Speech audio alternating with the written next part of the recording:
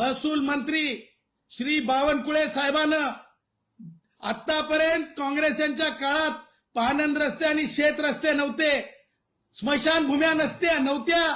त्या रस्ते आणि स्मशानभूम्या सगळ्या सामान्य कष्टकऱ्यांना, अल्पभूधारकांना, छोट्या शेतकऱ्यांना सगळ्यांना रस्ते करून दिलेले आहेत.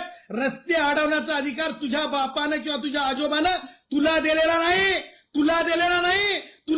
नाही. आणि राहिला प्रश्न, ह्याला बघून घेतो त्याला बघून घेतो. हे जरंग्या, तू ना उपडून भारे बांधू शकत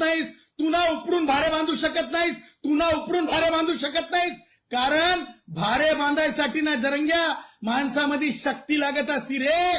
कारण निंदावं लागतंय, खुरपावं लागतंय, मग बांधावं लागतंय, निंदावं लागतंय, खुरपावं लागतंय, मग बांधावं लागतंय. आणि त्याच्यासाठी ना तर तुझ्यात शक्ती आहे, कारण तू एक पपेट आहेस, कारण तुझ्यात शक्ती नाहीये, कारण तू एक पपेट आहेस.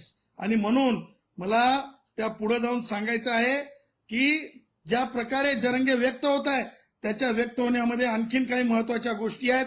तो म्हणतो शासनाच्या जीआरच्या बाबतीमध्ये मला हे म्हणायचं आहे की शासनाचे जीआर चा अर्थ, शासनाच्या जीआरचं काय आयुष्य आहे, काय भविष्य आहे, काय भविष्य आहे हे अल्पावधीत समजेल.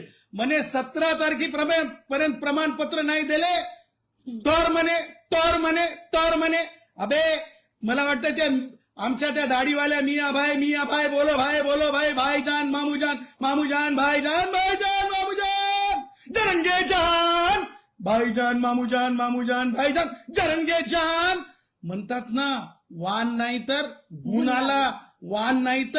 गुण आला. मला वाटायला इथे जे भाईजान मामूजान जे भेटायला आले ते आझाद मैदानामध्ये व्यवस्था करू लागले सगळी. हिंदू राष्ट्र भारत हमारा मानणारेच असायला. तर मित्रांनो, कसा वाटला तुम्हाला हा व्हिडिओ? जर का हा व्हिडिओ आवडला असेल तर व्हिडिओला लाईक आणि चॅनलला सबस्क्राईब नक्की करा आणि बेल आयकॉन नक्की प्रेस करा. जय महाराष्ट्र.